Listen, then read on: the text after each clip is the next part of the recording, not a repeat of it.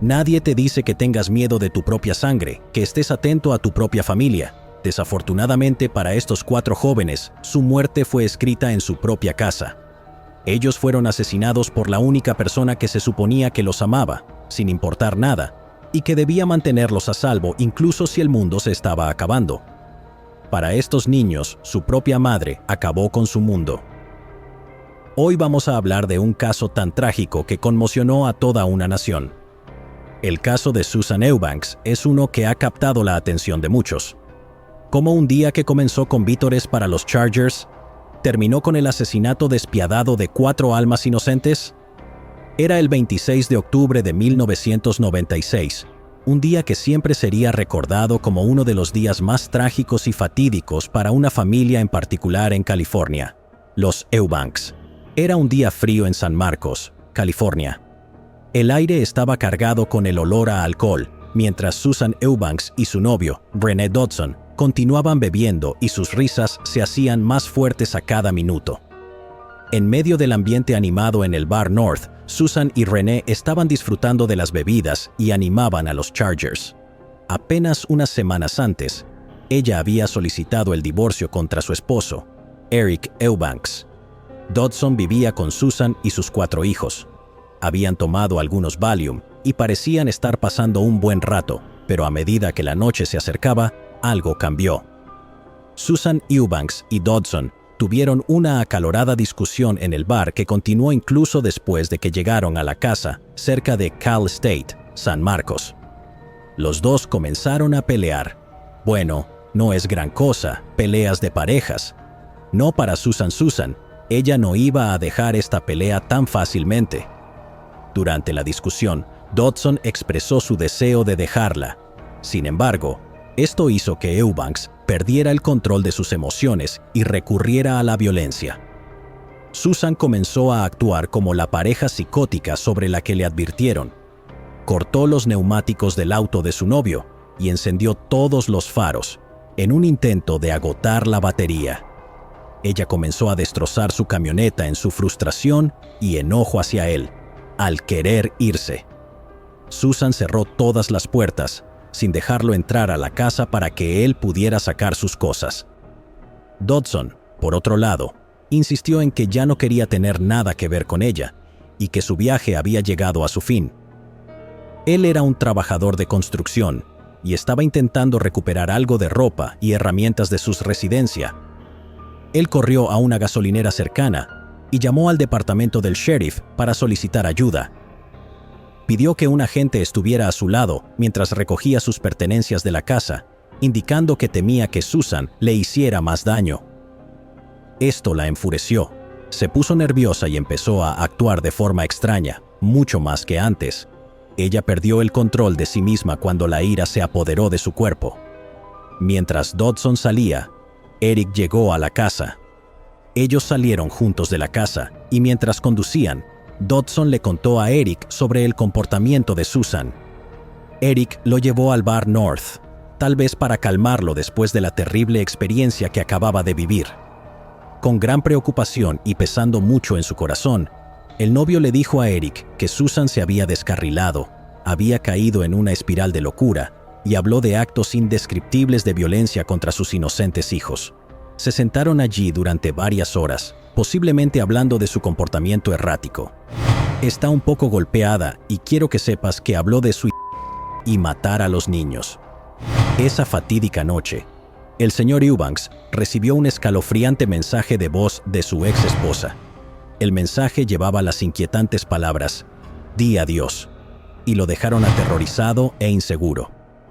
El padre, abrumado por la conmoción y la preocupación, no perdió el tiempo en alertar a las autoridades, rogándoles que acudieran al lugar y garantizaran la seguridad de los preciosos niños.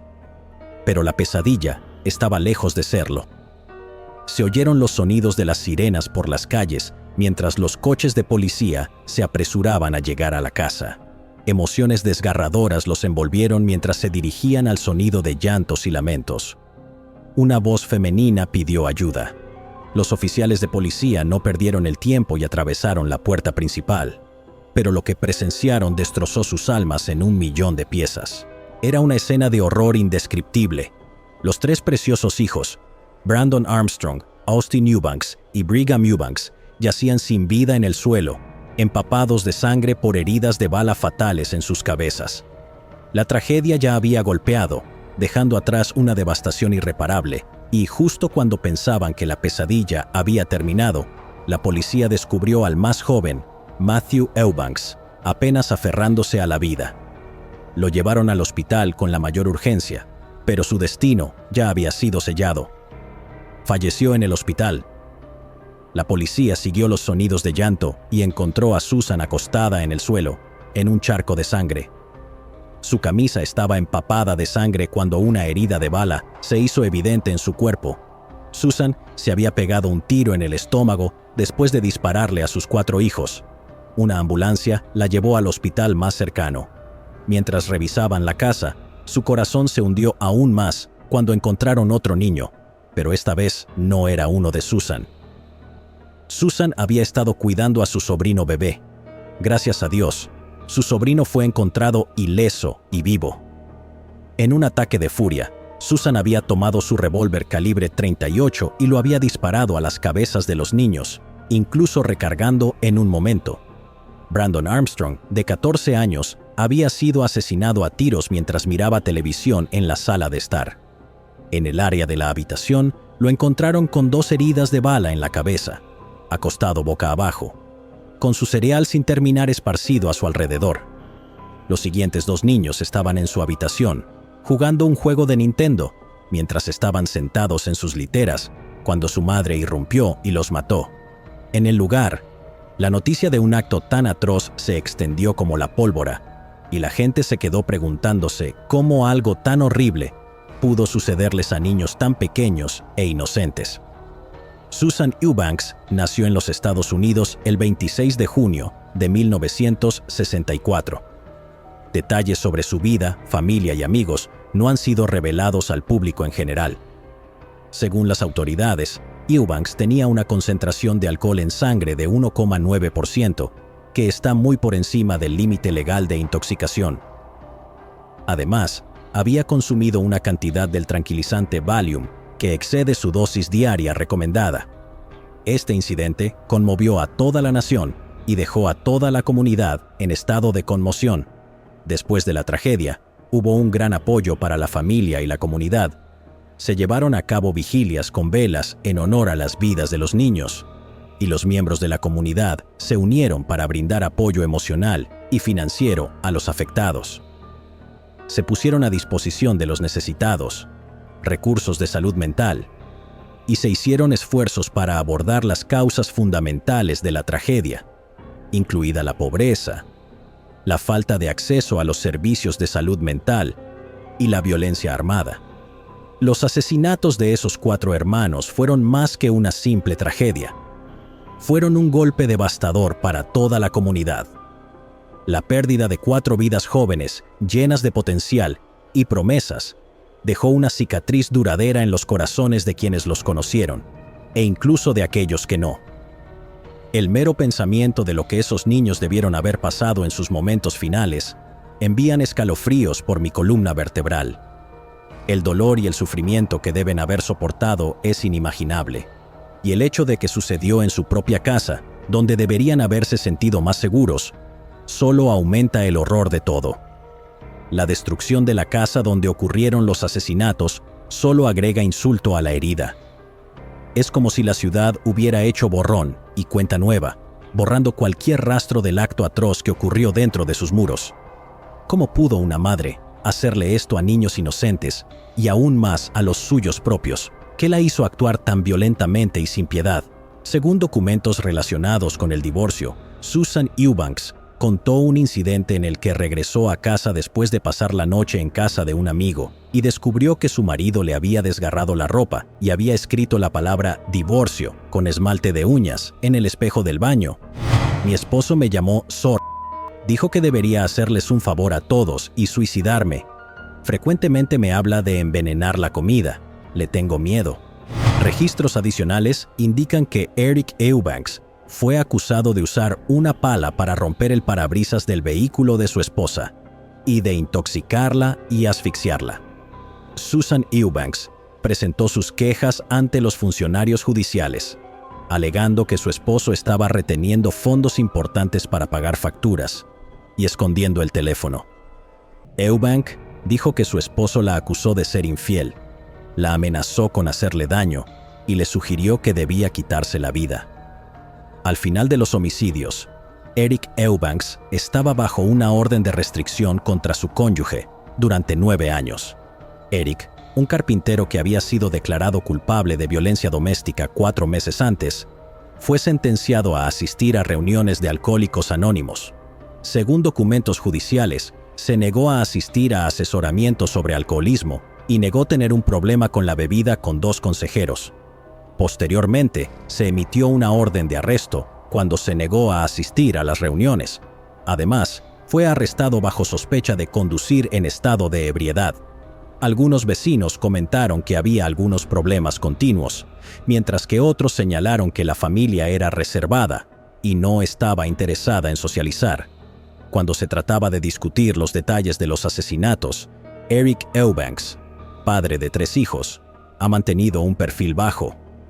De hecho, nunca ha hablado públicamente sobre el asunto, y su ausencia en la sala del tribunal durante la lectura del veredicto en el juicio de 1999 en contra de su ex esposa, Susan Diane Eubanks, refuerza aún más su postura de mantenerse fuera de la vista del público en relación con el caso. A pesar de la creciente atención de los medios en torno al caso, Eric Eubanks mantiene los labios cerrados y no ha hecho ningún comentario o declaración importante en los años siguientes. Incluso cuando lo contactaron, se negó a ser entrevistado, indicando que prefiere mantener distancia del asunto. Según Melanie Cornwell, quien se mantuvo en contacto con Eric Eubanks durante algunos años antes de perder el contacto, no le sorprende su comportamiento. Cornwell, quien actualmente reside en Lubbock, Texas, mencionó que a Eubanks no le gusta hablar de esta situación, ya que todavía está en estado de conmoción. El caso, que había estado en los titulares, había provocado muchas conversaciones en la ciudad. La gente estaba discutiendo la posibilidad de que hubiera abuso infantil involucrado en el caso. Esto no fue sorprendente, dada la gravedad del crimen. También se reveló que esta no era la primera vez que la perpetradora, Susan, había mostrado tendencias violentas. Esta información salió a la luz cuando algunas personas que la conocían compartieron sus experiencias, después de enterarse de su comportamiento violento, después de una pelea con su pareja. Mientras la investigación continuaba, algunas personas cercanas a Susan comenzaron a sugerir que ella había estado planeando este acto de violencia mucho antes del día de los asesinatos. Insinuaron que tenía una sed de venganza y buscaba saciarla. Esto planteó la pregunta: ¿se trataba de una decisión espontánea o si había estado planeando esto cuidadosamente durante mucho tiempo? Es escalofriante pensar en considerar la posibilidad de que alguien pueda ser capaz de cometer actos tan atroces y planificarlos con antelación. Nunca lo sabremos. Lo que sí sabemos es que ella sabía exactamente lo que estaba haciendo. En el momento de los asesinatos, aunque se negó a asumir la responsabilidad de sus acciones. Susan había culpado de sus malas decisiones violentas a un apagón, mientras defendía su caso ante el tribunal.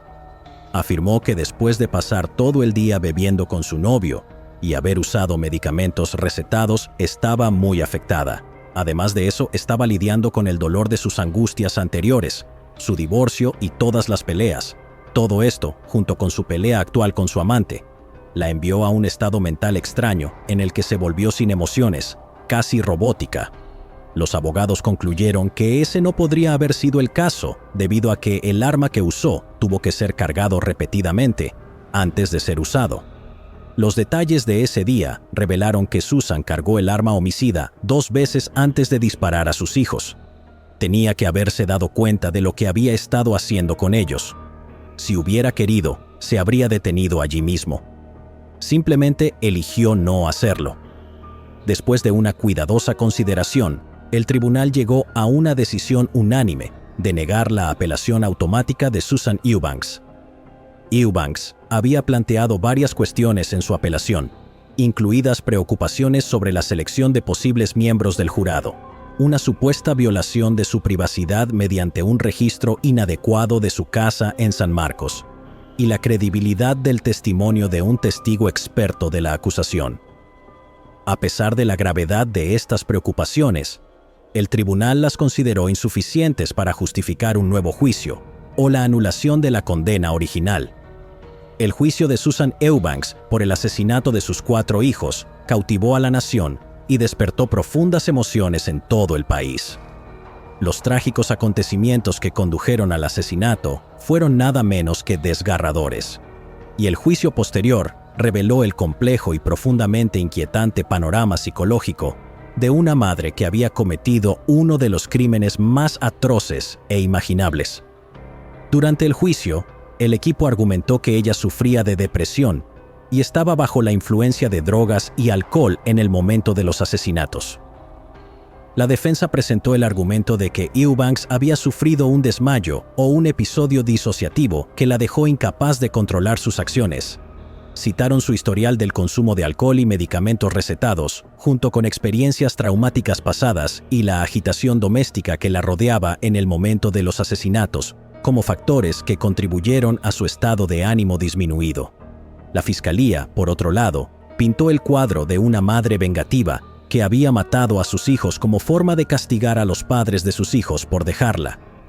Argumentaron que Eubanks actuó por rabia y deseo de venganza, debido al abandono de sus exparejas, los padres de sus hijos y su novio.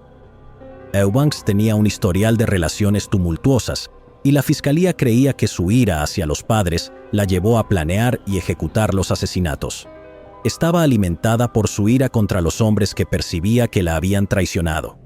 Bonnie Howard, la diputada, dijo a los periodistas: "Fue insensible, fue fría, fue Susan Eubanks al no poder controlar más al hombre, de modo que tenían que sufrir, incluso si eso significaba quitarle la vida a 4 niños inocentes". Los testigos testificaron que Eubanks tenía un historial de violencia doméstica y abuso de drogas. También revelaron que Eubanks había hecho comentarios amenazantes hacia sus hijos y los padres de sus hijos en el pasado. La fiscalía utilizó estos testimonios para respaldar su argumento de que Eubanks tenía un plan premeditado para matar a sus hijos y hacer sufrir a los padres. También se observó durante el juicio que Eubanks había adoptado un enfoque diferente cuando se trataba de su propia vida, disparándose en el estómago en lugar de en la cabeza, lo que habría sido más coherente con la forma en que había ejecutado a sus hijos. Los abogados de la acusación creyeron que se trataba de una medida calculada por parte de Eubanks, ya sea para aumentar la probabilidad de una reducción del cargo o para crear una oportunidad para implicar falsamente a otra persona en los asesinatos.